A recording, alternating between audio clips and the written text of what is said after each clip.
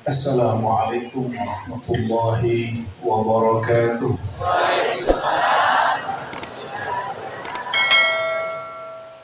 Alhamdulillahilladzi satarana bijamalihi laula jamalu sitri lan kashafat uyubuna wa auratuna. Asyhadu an la ilaha illallah wa asyhadu anna Muhammadan abduhu wa rasuluh. Allahumma salli wa sallim wa barik ala sayyidil wujud sahibi tajalliyatil jamali wal jalal sayyidina Muhammad wa ala alihi wa ashabihi wa bibaitihi wa zurriyyatihi ajma'in. Allahumma salli ala madinatil ilmi wa ala alihi babil ilmi.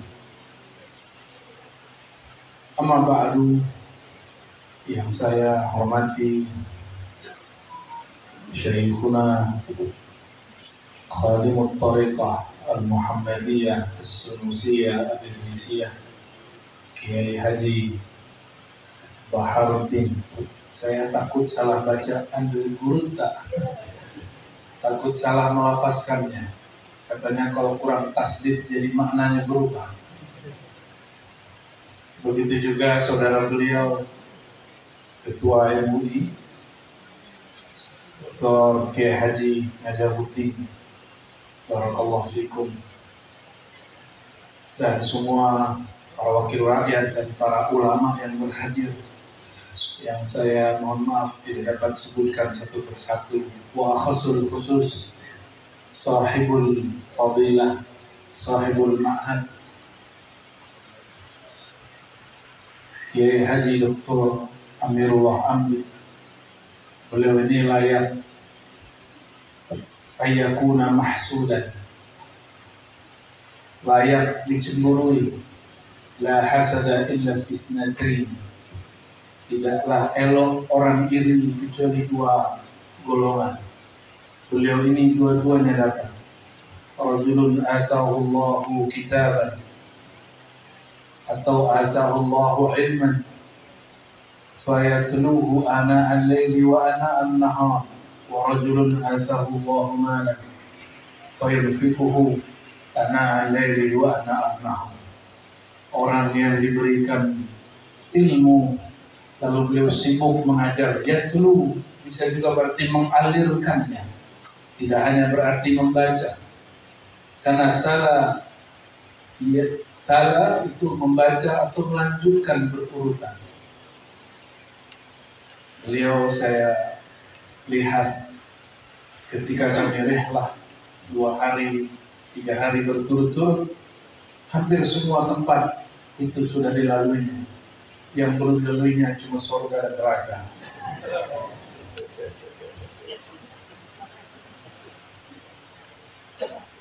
Dan yang kedua, Allah beri juga kelebihan malan, harta, dan tidak pelit untuk berbagi. Semoga Allah memberkahi beliau dan keluarganya. Tapi iri di sini, iri al-hasad di makna al-ghibtah, dengan makna iri positif. Iri ada 2. Al-hasadu al-mazmum, hasad yang tercela. Ayatamanna izalatan ni'mah an akhihi al-mu'min, menginginkan nikmat hilang dari saudara sesama mukmin.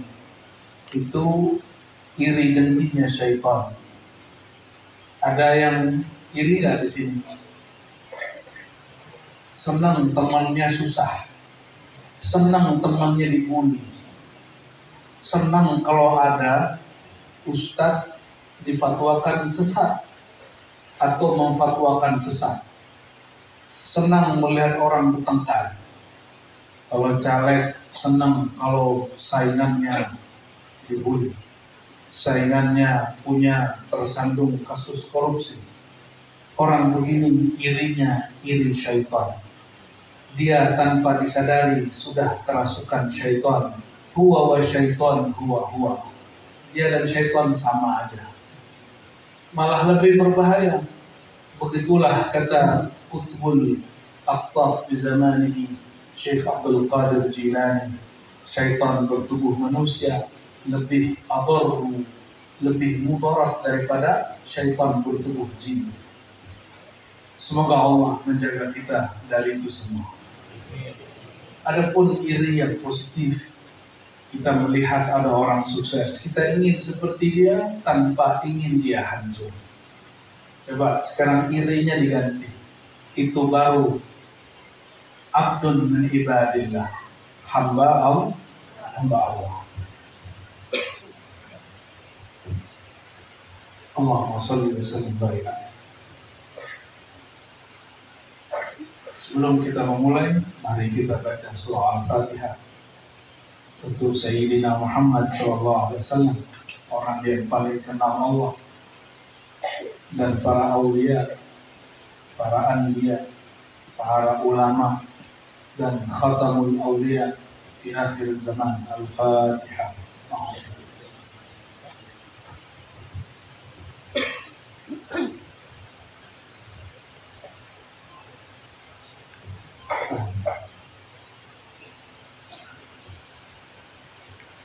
Kajian ini saya sarikan dari karya-karya Imam Ghazali yang berjudul Kimya'us Sa'adah, Ar-Risalah Al-Laduniyah, dan Mukhtasar Ihya Ulumuddin.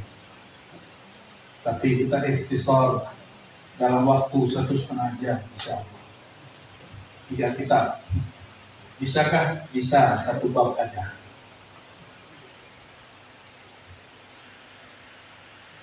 Muqaddimah daripada Kiai Amirullah ini penting. Kenapa kita membiarkan diri menyembah sesuatu yang belum dikenal? Maukah saudara-saudariku menghormati orang yang tidak dikenal? Mau nggak? Menghormati orang yang tidak dikenal, itu namanya bodoh. Ta'zim kepada orang yang tidak dikenal, itu bodoh.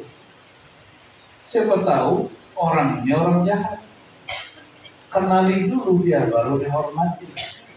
Kalau tidak, biasa aja. Jika seseorang sulit menghormati yang tidak dikenal, maka bagaimana mungkin seorang mukmin bertahan menyembah sesuatu yang dia tidak mengenalnya? Maukah ibu-ibu ini punya suami tapi nggak kenal suaminya? Mau nggak? Nggak mau ya?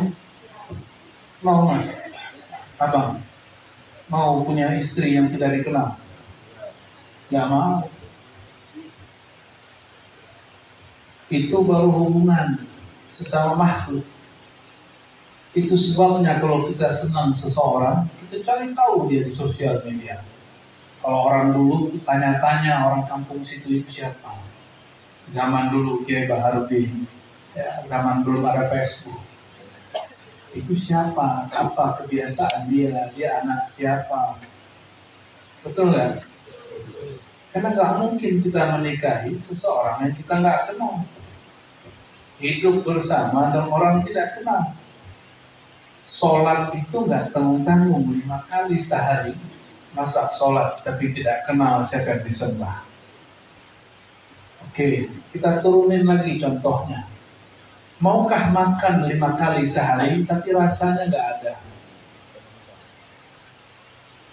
Makan contoh Makassar tapi tidak ada garamnya, tidak ada sambalnya, tidak ada bawangnya. Bentuknya sama, dagingnya bagus, santannya kental, tapi tidak ada garamnya. Oh, ada yang tahan?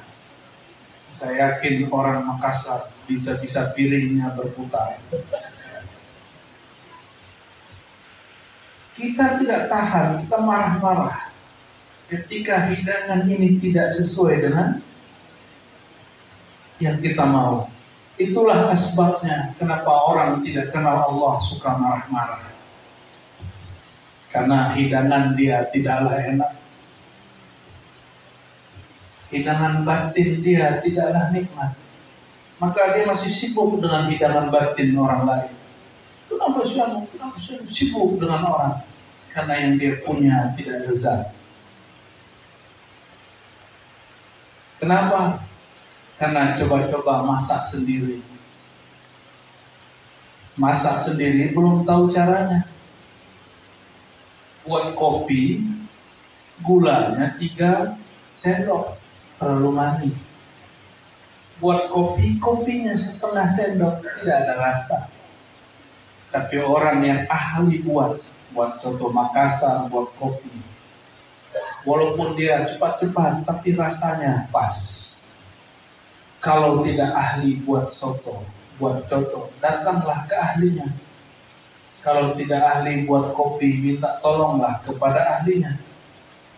Pahamkah maksud saya? Apa maksud saya?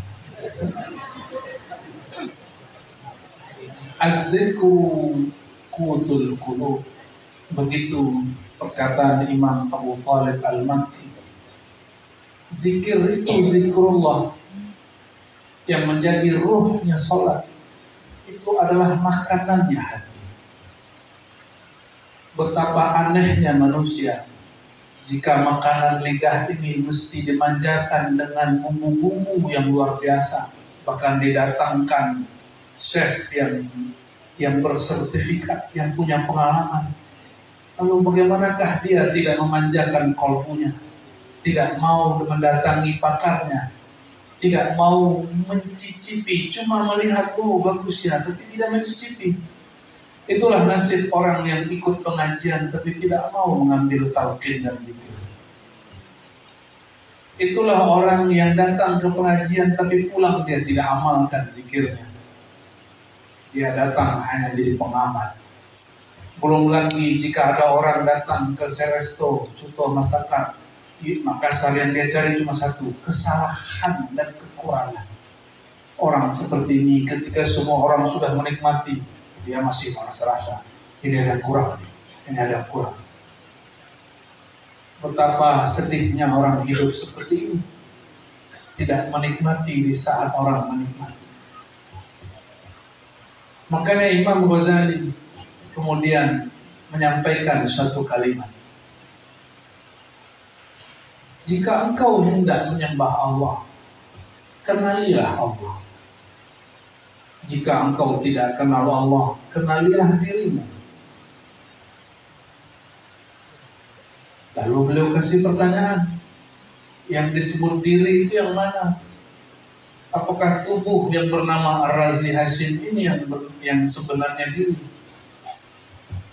Apakah tubuh yang diberi gelar orang Kiai Haji Abuya, doktor, apakah itu yang disebut diri kita? Ataukah wakil rakyat disebut anggota? Apakah dosen disebut Pak dosen? Apakah itu diri kita? Imam Ghazali keras mengatakan, itu dirimu yang di bumi, bukan dirimu yang dapat menghadap kepada Allah Subhanahu wa ta'ala. Bukan fulan bin fulan itulah dirimu, tapi dirimu adalah yang ditiupkan ke dalam tubuh bumi ini. Betul, ini punya ini enggak? Punya nyawa enggak ini? Punya ruh kah? Orang bertanya di mana Allah, itu pertanyaan norak. Dirinya pun dia tidak kenal, lalu dia bertanya di mana Allah. Di manakah ruhmu? Ada yang tahu? Apakah di muka? Apakah di kepala? Apakah di tangan atau di kaki? Apakah di jantung? Apakah di paru-paru? Tidak. Ruh itu disebut dengan nama yang sesuai dengan Sahibul Ma'ad, Amrullah.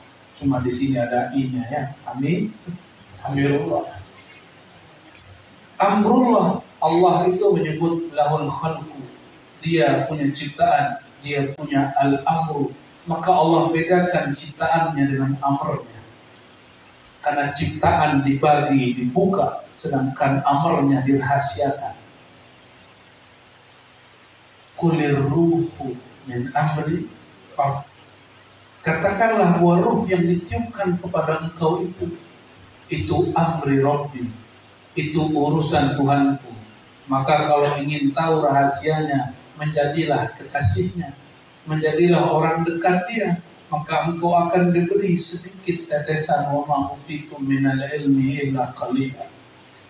Berkali-kali kita mendengar orang kaya konglomerat ketika dia berbagi, menurut dia sedikit, tapi bagi orang awam itu banyak. Benar nggak? Orang paling kaya di kota Makassar, jika ingin bersedekah, sedekah dia itu sudah sama dengan penghasilan 10 tahun orang biasa. Bayangkan, jika Allah yang Maha Kaya mengatakan, tidaklah engkau diberi ilmu mengenai ar-ruh kecuali sedikit. Sedikitnya Allah beda dengan sedikitnya orang kaya, terkaya di pulau ini. Mungkin ada di sini orang terkaya, kekayaannya mungkin 7 turunan tidak habis-habis. Jika dia memberi, jadilah satu bangunan besar. Sekampung mungkin makan setahun tidak ada masalah. Kira-kira yang Maha Kaya jika ingin memberikan nikmatnya, pastilah semua makhluknya kenyang. Maka al-qillah inda Rabbil Izzah, inda Rabbina al-Ghani al-Mughni. Sedikit menurut Allah itu banyak menurut kita. Inilah yang dibuka oleh Imam Ghazali jadi 4 jilid, dibuka oleh Imam Ibn Arabi jadi 9 jilid, dibuka oleh Imam Fulan jadi tafsir-tafsir.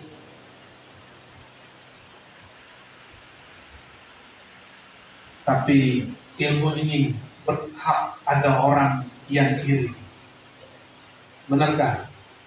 Bukankah kita iri jika ada orang dapat rahasia? Bukankah kita cemburu jika ada orang dispesialkan oleh Yang Maha Mulia?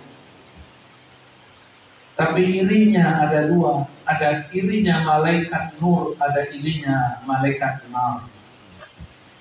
Malaikat nur itulah malaikat barisan Sayyidina Jibril. Irinya dia masih sujud. Malaikat nar yang bernama Azazil, dia iri dan dikatakan, kenapa perlu aku sujud kepada yang kau ciptakan dari tanah, sedangkan aku dari api? Ternyata iblis mengerti ilmu hakikat. Ketika iblis mengatakan khalaqtahu min tin, engkau ciptakan dia dari tanah, ini ilmu hakikat. Asal muasal kita dari tanah. Tapi Azazil terhijab, terhalang.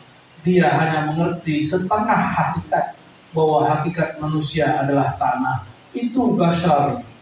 Iblis baru dapat separuh ilmu hakikat. Khalaqtuhu min tin, aku ciptakan dia daripada tanah. Ini bab apa? Hakikat, tapi baru separuh. Kalau bab hakikat ini semua juga sudah tahu, iblis pun tahu.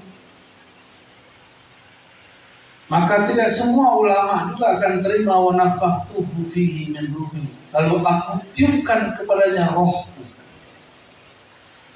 Rohku bukan zatku. Beda. Bukan zat Allah masuk kepada kita. Tiupanku. Maka ruhi ay ruhullah wa ismu ruhillahi Ahmad. Jadi siapakah yang ditiupkan ke dalam diri kita? Itu sebagian dari hembusannya ruhullah bernama Ahmad, bukan ruh ahad. Inilah kekeliruan sebagian orang belajar hakikat. Ketika dia mengatakan di dalam diriku ada Tuhan, karena rohku adalah rohnya Allah, dia tidak faham. Ruhullah di situ namanya Ahmad, bukan ruhullah bernama Ahad. Maka ada namanya haikal ma'arif, Ahad Zatullah.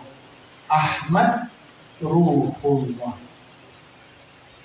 Muhammad Habibullah. Itu wajahnya jadi serius ya. Mungkin karena saya juga lagi serius. Panaskah? Gerah? Langsung. Jadi dari manakah kita mulai mengenal diri?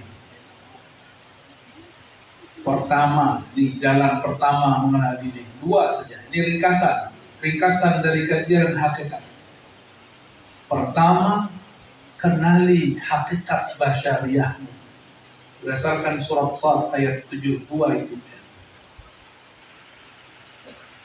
Inni khaliqun basyaran min tin. Sungguh aku ciptakan manusia basyar. Ada insan, ada basyar, ada annas. Basyar ini tubuh yang zahir ini. Tubuh yang sujud depan Ka'bah itu. Ini namanya basyar. Min tin, daripada apa? Tin, apa arti tin? Tanah. Jika tubuh ini dari tanah, maka dia berpulang kepada tanah. Tanah itu adalah fi'lullah, perbuatan Allah. Dari tubuh kita apa?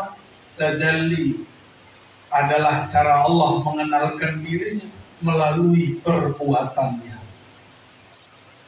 Maka ada ungkapan turunan dari Haikal Ma'arif, ajsamuna fi'lullah.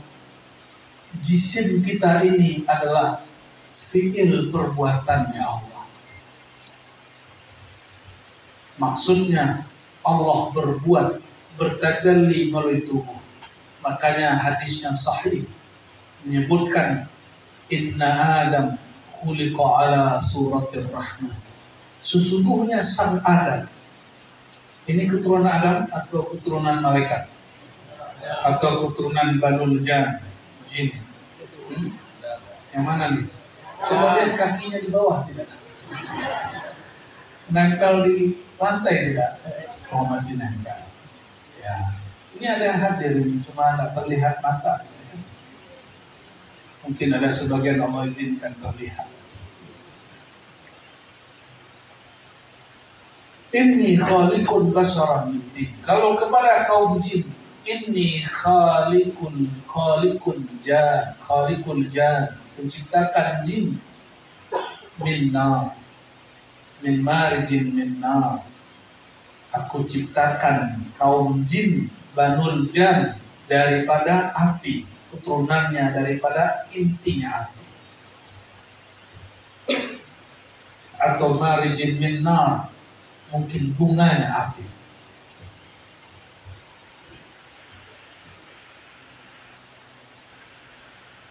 Kalau sudah tahu bahwa diri ini adalah dari tanah, tanah adalah perbuatan Allah.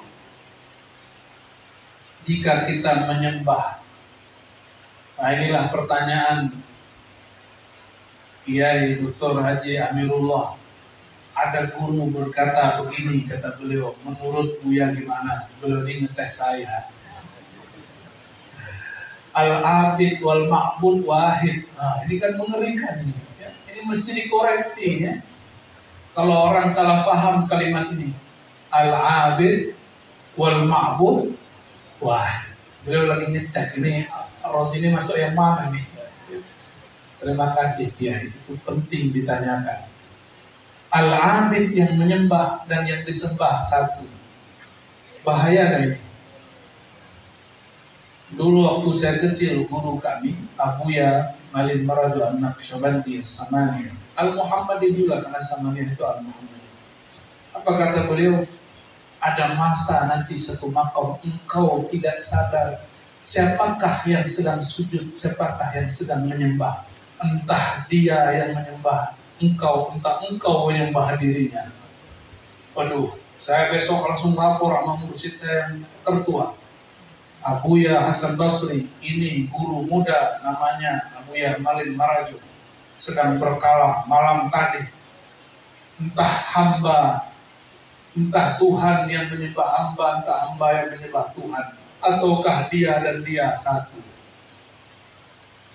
Tapi harapan saya apa? Beliau marah dan bilang, ya marah itu orang kafir zindik. Itu yang saya harapkan. Ternyata ada murid yang suka memprovokasi guru, supaya gurunya marah-marah dan mengkafirkan orang. Hati-hati, itu masa lalu kami. Itu masa lalu kami. Ternyata saya berhadapan dengan wali Allah, wali yang kalbunya dijaga oleh Allah. Ketika saya berkalam begitu, beliau diam, la kalam wala salam, tidak berkalam walau harfan, satu huruf pun tidak berkalam. Tapi di wajahnya seakan-akan beliau berdoa, kamu akan faham satu saat. Tapi beliau tidak pernah bahas itu kecuali saat mentalkin zikir. Ternyata Ar-Razi lah yang salah. Ar-Razi tidak faham bab namanya tajalli dan hairan. Seperti dulu Ibnu Taimiyah tidak faham kitab Futuhat Al-Makkiyah. Al-Futuhat Al-Makkiyah dimulai dengan satu bab, bukan bab juga, satu muqaddimah. Muqaddimah babul hairah, makom hairan. Makom heran ini bukan makom akidah, maka ahli akidah tidak pantas menghukuminya. Juga bukan makom ahli fikih, maka ahli fikih lebih baik diam, tidak mau mengomentarinya. Ini makom rohani, bab zauq dan rasa, maka hukum fikih tidak berlaku padanya. Hukum akidah tidak bekerja jika di i'rab disebut la mahalla lahu fil i'rab. Betul bagi? Karena tidak nyambung. Oleh Imam Ghazali disebut epistemologi, ini beda ilmu, maka jangan samakan walaupun sama istilah. Dokter beda cara pandangnya dengan yang sering berdebat sama yang buat obatnya apa? Apoteker, bener Pak Dokter ya? Pak Dokter namanya nama pesantren ternyata ya. Diambil jadi nama pesantren, Dokter Ilmu Yakin. Sering berdebatkah dokter dengan ahli farmasi, apoteker? Sering. Kenapa? Cara pandangnya beda. Jadi kalau ahli fikih kemudian bilang itu murtad, ahli akidah mengatakan itu zindik, wajar karena mereka tidak merasakan. Kita maklumi para kiai. Tapi saya bersyukur di sini ketua-ketua ulamanya orang-orang tarekat. Tarekatnya paling unik. Tarekat Al-Muhammadi Al-Idrisi, yang imamnya langsung mengambil dari rohani Rasulullah SAW. Yang mana banyak hari ini mursyid-mursyid tidak percaya.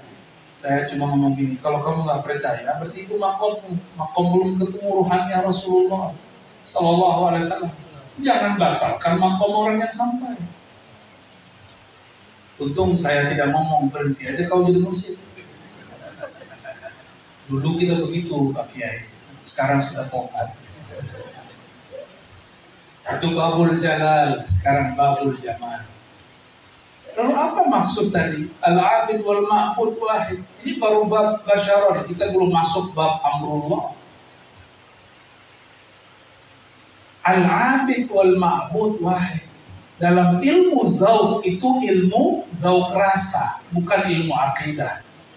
Dalam ilmu akidah yang menyembah hamba yang disembah Rabb, Allah pencipta. Hubungan kita dan Allah, hubungan hamba yang dicipta, Allah yang mencipta, itu ilmu akidah. Dalam ilmu tasawuf, ilmu hakikat, hubungan kita dan Allah lebih mesra dari hubungan Tuhan dan hambanya. Hubungannya adalah hubungan pelaku dan perbuatan yang dia lakukan. Apakah fi'il perbuatan kita itu kita atau berlainan? Lain, tapi dia tidak ada tanpa pelakunya. Saya berbuat, saya berbicara, saya berkata, saya memandang. Pandangan itu bukanlah saya, tapi pandangan itu tiada kecuali saya memandang. Saya berbuat, perbuatan ini tiadalah ada kecuali karena ada si fa'il pelakunya. Kalau baca hayya 'alas shalah, jawabnya apa? Marilah sholat. Jawabnya apa? Tidak ada daya untuk sholat. tidak ada daya untuk ruku sujud kecuali dengan Allah. Billah, inilah hijab antara hamba dan Allah. Billah, huruf ba. Ini namanya al-ba, ba fi'lillah. Ba yang menunjukkan perbuatan Allah. Maka di saat Allah berkehendak si hamba sholat, maka dia sholatlah. Tapi siapakah yang sholat saat itu? Kembalinya kesadaran si hamba dari perbuatan dia kepada perbuatan Allah, bahwa yang menggerakkan aku ruku tiadalah kecuali Allah.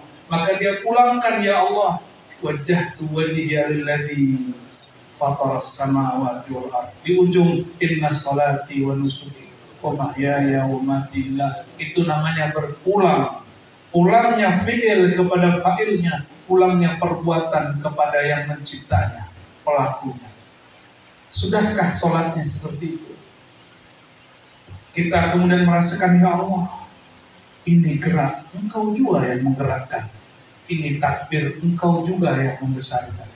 Ini rukuk sujud, Engkau juga yang memberikan daya dan upaya. Itu namanya hamba berpulang. Barulah sholat begini diangkat ke langit. Maka orang begini tidak sempat lagi aku khusyuk atau tidak, tidak sempat mikir lagi. Kenapa? Hatta khusyuk pun telah berpulang. Jadi ini baru masuk bab fi'il, belum sifat, belum zat, belum asma.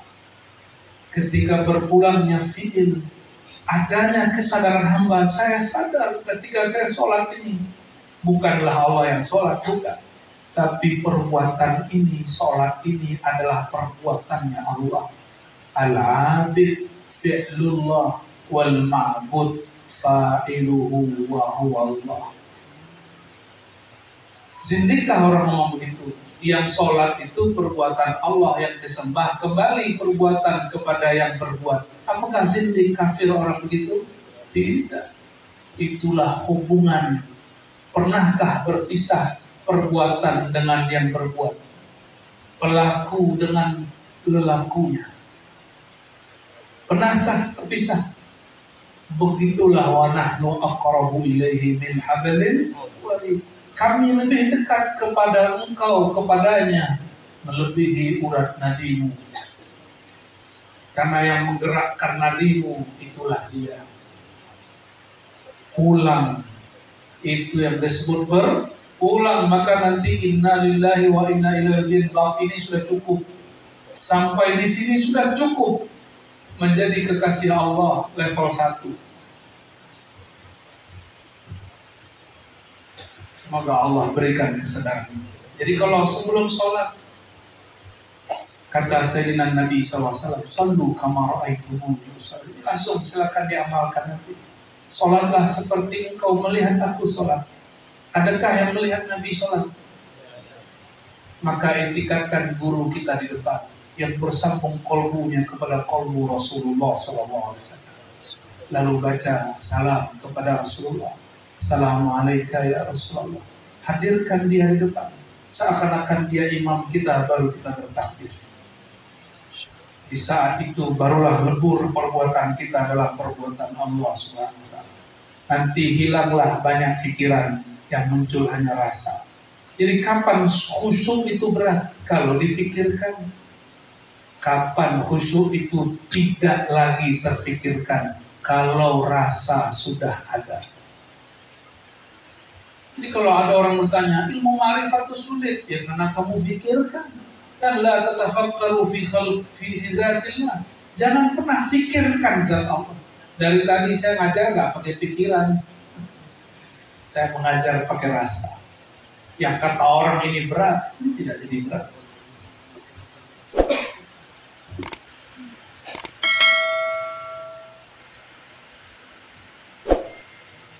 Dapat dipahami?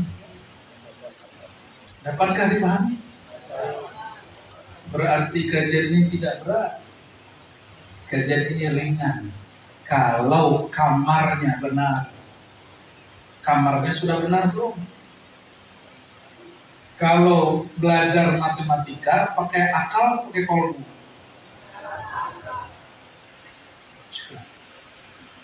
Kalau belajar matematika pakai kolbu, nangis.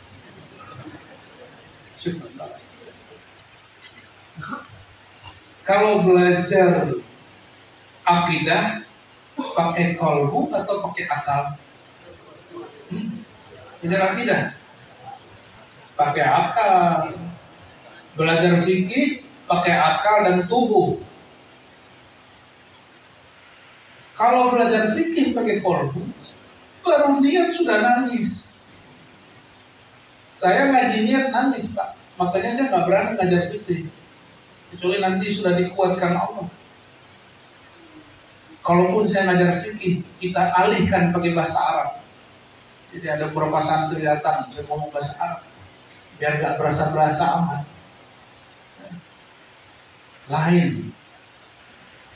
Imam Ghazali mengatakan dulu ilmu fikih dan tasawuf itu satu, disebut ulumuddin. Al-fiqhu, ilmu fikih itu dulu ad-din, gabung semua.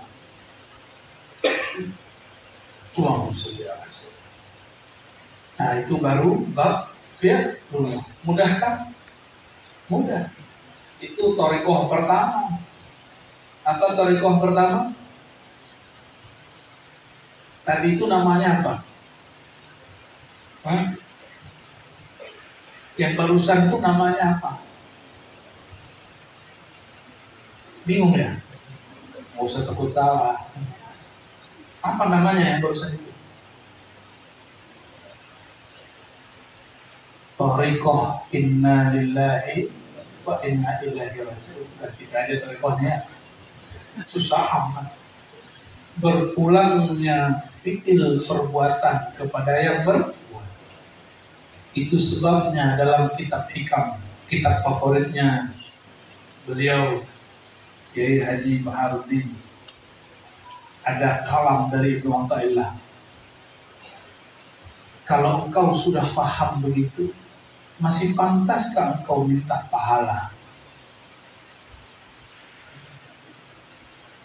Kalau engkau sudah faham bahwa sholatmu itu sebenarnya adalah kemuliaan Allah yang Allah tampakkan pada dirimu, maka cukuplah Allah menyebut sholat itu sholatmu sebagai hadiah dan ganjaran.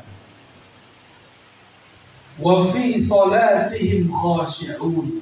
Allah katakan sholatihim, sholat kamu, sholat mereka. Allah tidak bilang itu perbuatanku, padahal itu perbuatan dia.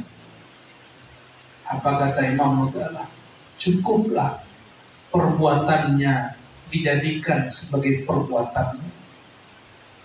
Perbuatan dia, sholat itu perbuatan dia, dia jadikan sebagai amalmu. Cukuplah ini pahalamu. Jadi jangan minta pahala lagi, kecuali pahala yang ini, ya Allah, pantaskan sholatku dinisbatkan kepada diriku. Itulah kenapa ulama kita berdoa, Allah taqabbal minna sholatana. Ya Allah, mohon terima sholatku ini menjadi sholat sebagai perbuatanmu. Itu maksudnya. Tapi banyaklah orang sholat, sholatnya masih untuk keperluan dunia. Banyaklah orang haji umroh, ini kan banyak nih Ustaz yang bawa umroh ini, haji. Coba tanyalah, lihatlah orang-orang jamaah di depan multazam, apa yang dia minta? Ya Allah, perusahaanku sedang mendaftar di kementerian tapi belum lolos izin tambang. Ya Allah, depan multazam ingatnya masih dunia, di tempat suci masih ingat yang hina. Dunia hina bukan? Di depan multazam dan bisa ingat, mohon maaf Pak Caleg, Pak Anggota Dewan, Pak Ketua, Pak Wakil Ketua, Wakil Rakyat.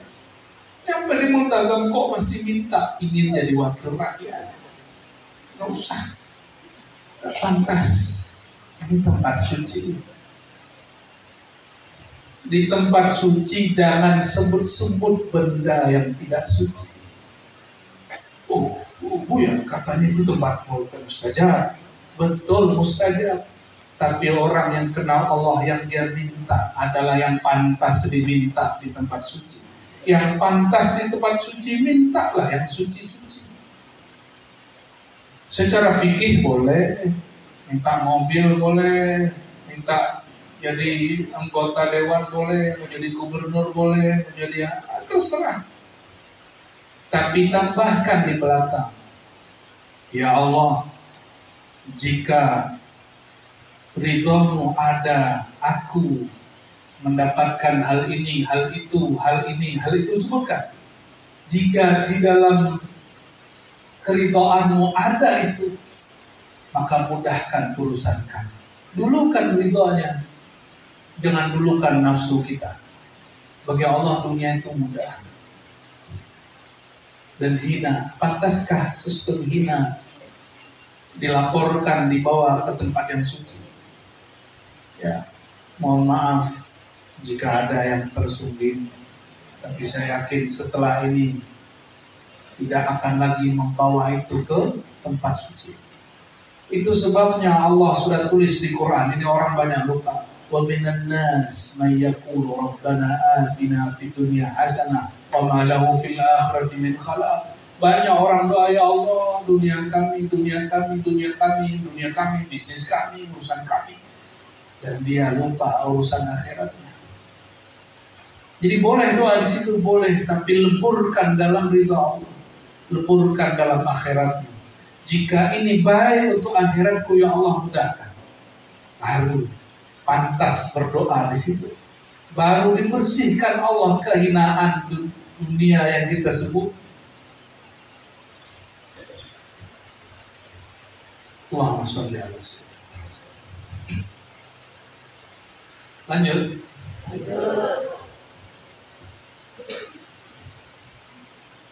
Jadi itu thariqah inna lillah wa inna ilaihi raji'un, atau boleh juga disebut menggal raddul fi'li ila fa'ilihi,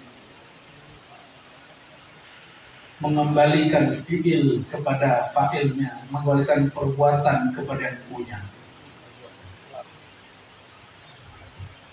Saya mau tanya Bapak Ibu yang bersedekah, harta itu milik kita secara hakikat atau milik Allah?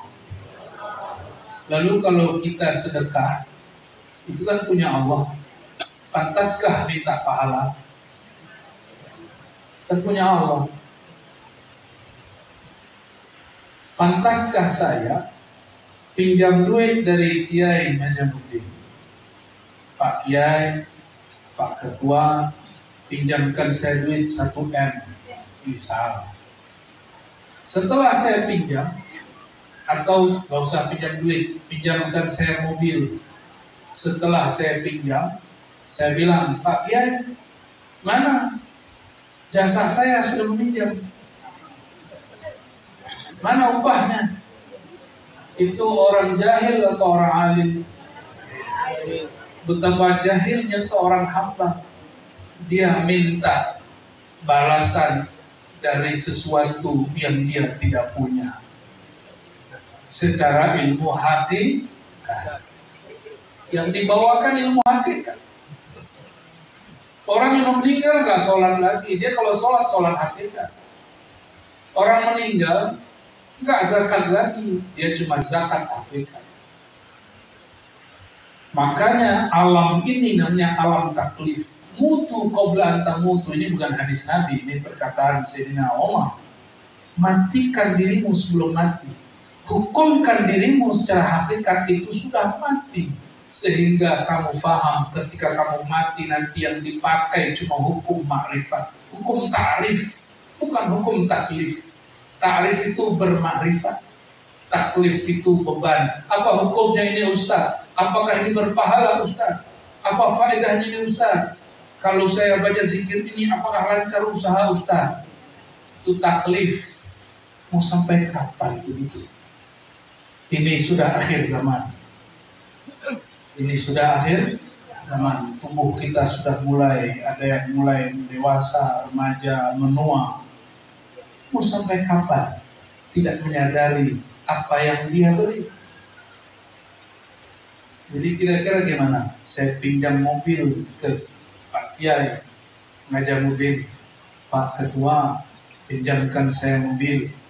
Setelah 3 hari saya bilang, Pak Ketua, saya sudah pakai 3 hari, saya sudah mandikan, saya kembalikan, mana upahnya 1 hari, 2 hari, 3 hari. Orang begitu, fahuwal jahil. Harta dititipkan Allah, wa mimma razaqna, di antara yang kami rezekikan kepada mereka. Lillahi ma fis samawati wal ardh, milik Allah apa yang di langit, apa yang di bumi. Tubuh ini milik Allah, harta itu milik Allah. Allah titip, Allah cuma menitip. Apa kata Allah? Pakai untuk kamu sebagian, bagikan sebagian.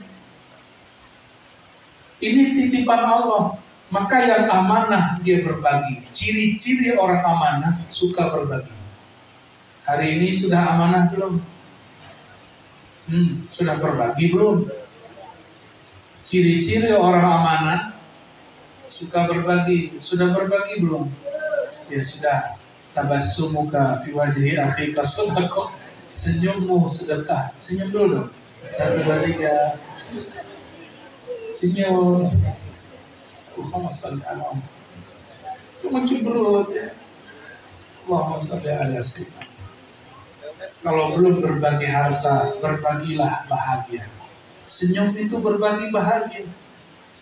Kalau enggak sanggup, berbagilah doa. Assalamualaikum, sapa orang dulu. Jangan mandang orang karena beda jenggot, beda celana, beda torikot, beda mazhab, beda manhaj, beda lain faham dengan saya. Kullu bid'atin dhalalah wa kullu dhalalatin finnar. Allahumma shalli ala sayyidina. Sungguh aneh orang hari ini, tambah beragama, tambah tegang wajahnya. Tambah beragama, tambah memuakkan melihat wajahnya.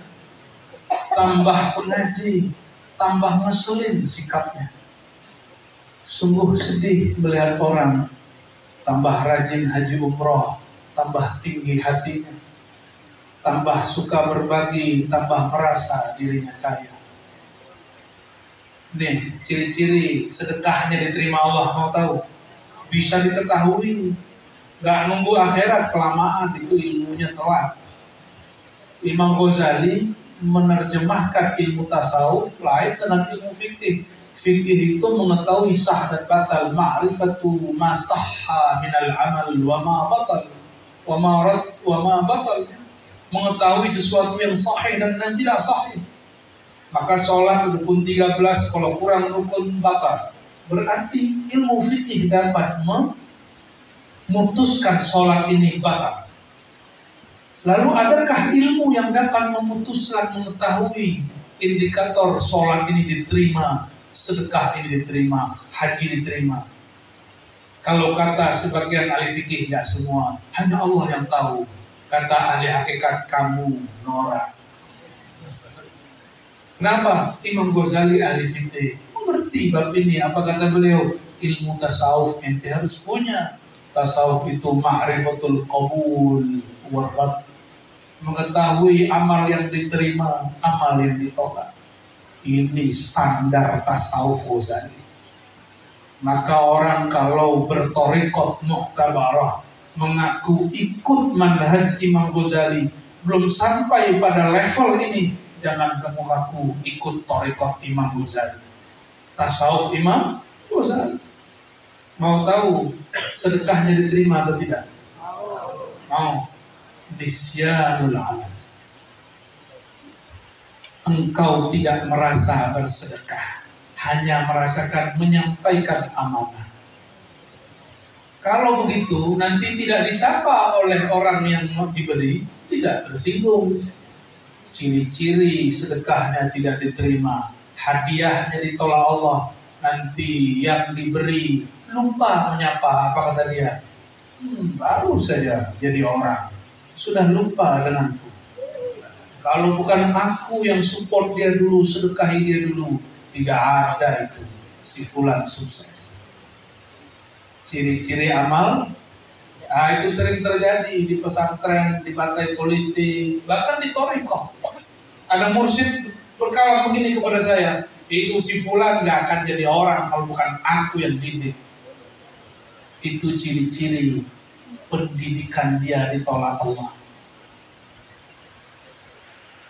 Apa kata seorang partai politik, ya, aktivis partai politik kepada saya, itu yang jadi gubernur sekarang itu. Dulu makan sisaku itu. Kalau bukan aku yang bimbing dia, gampar dia nggak jadi gubernur. Sekarang lupa kepada aku. Kata yang bangun masjid, aduh kurang ajarnya pengurus masjid yang baru. Masa dia tidak kenal kepada Pak Haji Fulan bin Fulan? Kalau bukan karena saya nih Pak Haji ini, tidak jadilah masjid ini. Gaya benar. Itu kalau saya bisa ambil mulutnya, saya ambil mulutnya itu. Karena sayang kepada dia. Jangan mengatakan sesuatu yang kita tidak tahu. Jadi apa ciri-ciri sedekah diterima? Kita lupa kalau sudah disedekah, kita lupakan itu. Ciri-ciri yang khidmat ke Thariqah Al-Muhammadiyah. Tim khidmatkan banyak dari kemarin. Wah capek, saya lihat wajahnya itu ngantuk-ngantuk. Ya. Udah masuk angin, pegang punggungnya, gitu. Langsung pakai, pegang punggungnya langsung, saya kira jin yang keluar. Menemani kita dari kemarin, Masya Allah. Hati-hati, ciri-ciri khidmat tidak diterima. Anda merasa telah berjasa. Lupakan itu. Cukup katakan, terima kasih ya Allah izinkan aku berkhidmat. Karena izin Allah lah kita berkhidmat. Karena izin dan semua anugerah dari Allah lah Bapak Ibu, Pak Haji ini, Bu Haji ini bersedekah. Begitu juga kepada para guru, termasuk Al-Fakir, hamba Allah yang lemah ini. Bisa bicara ilmu-ilmu berat kata orang, dan menjadi tidak berat bukan karena pintarnya Ar-Razi, tapi pintar dipintarkan, alim dialimkan. Jadi kalau orang tanya, apakah Ar-Razi orang alim? Tidak, saya cuma dialimkan. Hanya diberitahu, dulu lahir saya tidak tahu ilmu ini. Lalu diberitahu melalui guru-guru. Falaula masyaikhuna ma'arafna. Kalau bukan karena guru-guru mulia, kita juga tidak tahu. Maka tiada Ar-Razi kecuali cuma kuku-kuku dari para guru. Bahkan saya ini tidak lebih mulia dari kukunya mursyid saya, masyaikh saya. Ini baru sedikit ilmu mereka yang kita buka. Man arafa nafsahu faqad arafa rabbuhu. Siapa yang kenal bahwa perbuatan dirinya adalah perbuatan Allah, maka dia akan malu menisbatkan yang tidak pantas kepada Allah. Kalau salah jangan coba-coba kaitkan dengan Allah. Karena hubungan ini hubungan rasa. Dan rasa itu yang membuat kita menghormati orang. Kenapa orang Bugis kalau acara pernikahan lalu bawa-bawaannya banyak? Karena rasa. Untungnya ada yang sudah mau membelah rasa. Ya. Bapak Ibu yang melakukan Allah. Man arafa nafsahu faqad arafa rabbahu. Ini kalam yang menjadi kitab berjilid-jilid. Siapa yang kenal diri, dia akan kenal asal-muasal diri, yaitu diri sejati yang menyebut dirinya Zatullah.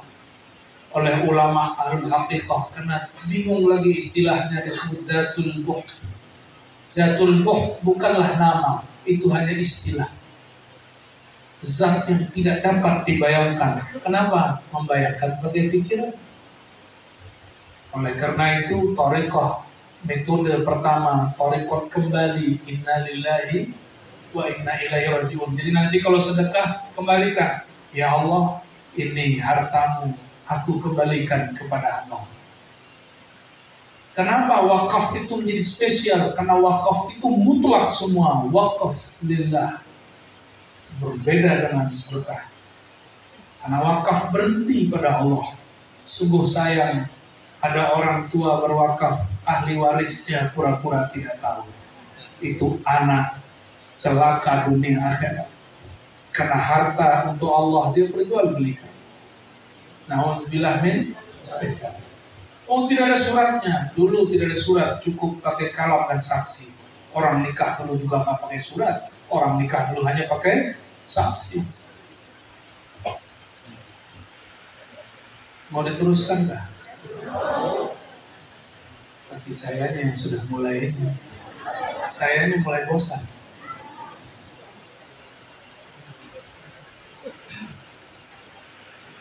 Torekoh kedua, mau?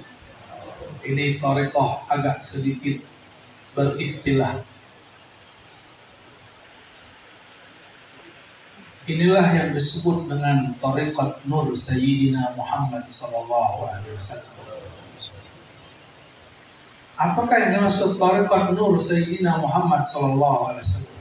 Inilah yang dulu disebut oleh Syekh Abdul Samad Al-Falibani, Syekh Muhammad Arsyad Al-Banjari, Syekh Muhammad Nafis Al-Banjari, Syekh Dawud Fatani, Tok Kenali.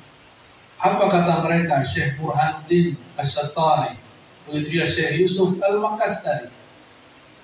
Apa thariqah mereka? Ini manhaj, apapun nama thariqahnya, manhajnya sama. Ketika bersaksi, saksi mata pakai fisik, saksi kolbu dengan getaran kolbu, saksi ruh dengan musyahadah, dengan memandang. Maka rasa itu adalah alat bersaksi. Rasa itu alat bersaksi. Thariqat Nur Muhammad SAW itu Thariqat Az-Zawqi. Hampir mirip dengan yang pertama, tapi bedanya yang pertama kembalikan fi'il kepada fa'il, perbuatan kepada Allah yang berbuat. Kalau thariqat ini sedikit lebih indah. Thariqat Nur, kalau tadi thariqatnya Jalal, yang sekarang thariqatnya Jamal. Jalal langsung karam pada keagungan Allah. Sedangkan yang kedua karam fana dalam keindahan Allah. Keindahan Allah itulah Nur Sayyidina Muhammad SAW. Thariqat Nur Muhammad SAW adalah engkau menyaksikan dirimu, tubuhmu, nyawamu, darahmu, tulangmu, kulitmu, rambutmu, sekujur tubuhmu, semua yang ada pada dirimu dicipta berasal dari Nurullah, Nur Muhammad sallallahu alaihi wasallam. Maka kita pandang diri, ya Allah, aku bersaksi, aku pandang tubuhku, aku pandang nyawaku, aku pandang diriku, aku pandang tulangku, sumsumku, dagingku, darahku yang mengalir, jantungku yang mengompakkan, paruku yang bernafas, kulitku, rambutku, semuanya berasal dari Nur Allah, Nur Muhammad sallallahu alaihi wasallam.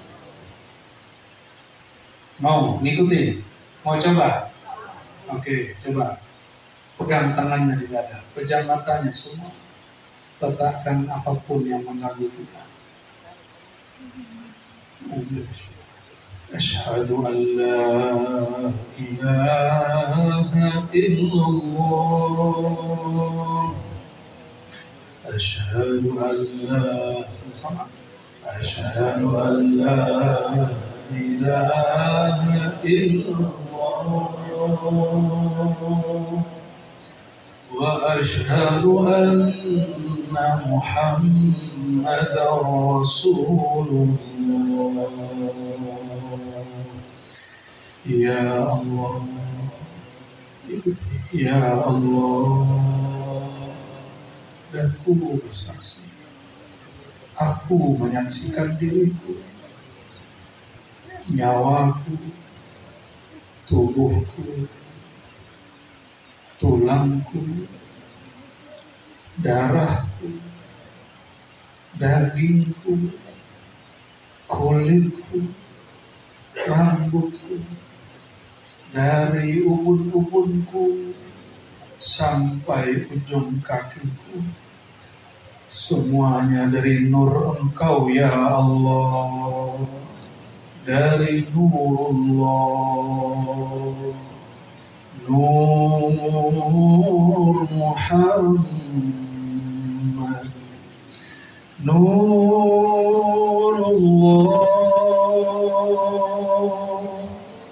nur Muhammad sallallahu alaihi wasallam. Al-Fatihah.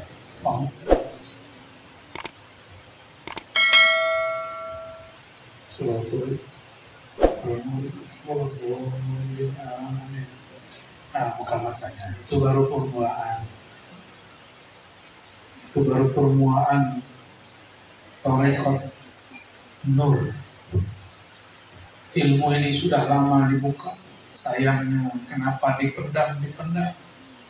Ini saatnya kita mulai membuka. Makanya saya senang ketika Thariqah Muhammadiyah Sanusia Idrisiyah berkembang. Karena satu manhaj, satu jalan. Dan juga Thariqat yang lain, Naqsyabandiyah, Qadiriyah, Khalwatiyah, Syaziliyah, Syaitaniyah, Thariqat apapun.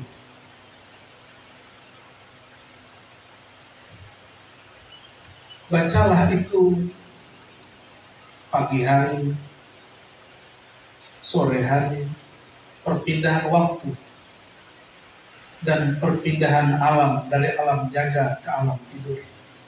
Sebelum tidur, bacalah. Mau mengamalkan? Silakan saya ijazahkan. Ajaztu. Ini syahadat, ini paling besar. Paling dasar. Jika dasar ini tidak dibuka, dibagi, syahadat kita tidak akan pernah berbuah. Tapi di atas ini ada lagi syahadat yang lain. Jangan senang dulu. Ini baru 2 thariqah, sedangkan thariqah itu sebanyak nafas makhluk. Ini baru ringkasan 2. Di atas itu ada lagi. Di atas itu ada lagi. Di dalam syahadat ada syahadat, di dalam syahadat ada syahadat, di dalam sir ada sir. Itulah Allah. Ma'rifatnya tak berujung. Kalau ada orang mengatakan saya sudah usul, ma'rifat sudah selesai, fashhadu annahu jahil. Yang mengatakan saya sudah usul, ilmu ini sudah selesai, ketahui itu orang jahil. Allah laisa kamitslihi syai', lam yakul lahu kufuwan ahad. Allah itu gak ada bandingnya, karena dia ad-limit, tidak terbatas, ghair mahdud, tidak terbatas. Maka ilmu apapun tidak akan mampu menguasainya. Bal huwa muhitun bi kulli syai', justru dialah yang menguasai segala sesuatu. Itu thariqah jalan nur Muhammad SAW. Jadi kalau badan sakit, nah, tidak usah mengeluh. Katakan, ya Allah, aku bersaksi, baca syahadat. Ini amalan saya. Ya, ini amalan saya. Cuma istri saya mendengarnya, saya mengeluh. Padahal saya bilang, istri saya bilang, kamu kenapa mengeluh? Saya lagi zikir. Tidak. Kata saya katakan ini nikmat sekali. Ya Allah, aku bersaksi, tubuh ini, nyawa, daging itu nikmat. Sakit pun besar. Badan terasa sakit, tapi kolbu terasa melayang. Kolbu kita terasa mendekat, terasa ditimang-timang oleh yang memegang kolbu. Bukankah Allah antara jari-jarinya ada kolbu Bani Adam? Betapa indahnya rasanya jika kita mengenang dulu ditimang-timang ayahanda dan ibunda. Betapa kita rindu ketika tubuh ini ingat sedang disayang oleh orang yang paling menyayangi kita.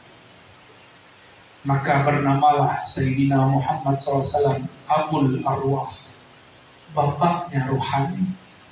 Maka Abul Ruh, Abar Ruh, itulah Sayyidina Muhammad SAW.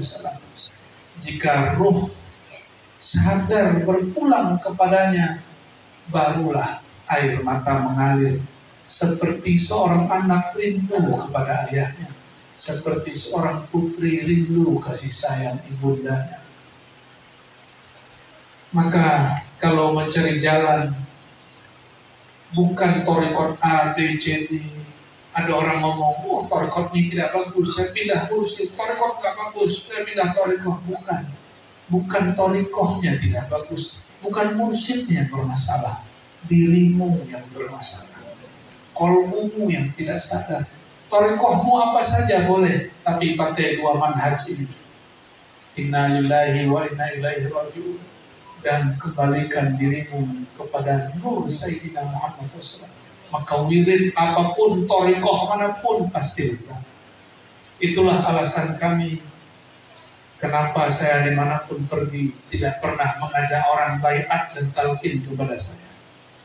Karena bagi kami adanya para mursyid itu pasaknya bumi. Ambil ilmu mereka selama mereka masih di bumi. Tidak mesti kepada kami. Saya bertugas untuk membuka apa yang mereka malu buka, untuk memperkuat apa yang mereka kemudian merasa janggal. Maka saya berdoa semoga dimanapun kami hadir, majelis-majelis tarekat, zawiyah, ribat, surau menjadi ramai. Amin rabbal alamin. Jadi para mursyid tidak usah khawatir, saya tidak akan ambil murid antum, nggak akan pernah saya ambil. Nggak usah khawatir, saya nggak perlu murid. Saya sudah cukup dengan Allah Subhanahu wa Ta'ala. Saya sudah cukup, hasbunallah wa ni'mal wakil. Saya dan Allah sudah cukup. Jadi kalau ada orang iri, mungkin dia tidak faham apa yang kita maksud. Saudara-saudariku bukan Allah. Barangkali itu yang dapat saya sampaikan. Kalau diteruskan, takutnya hujan di dalam, di luar tidak ada hujan. Allahumma salli wa sallim wa barik ala Sayyidina Muhammad. Saya kembalikan kepada Pak Kiai, kepada moderator MC. Assalamualaikum warahmatullahi wabarakatuh.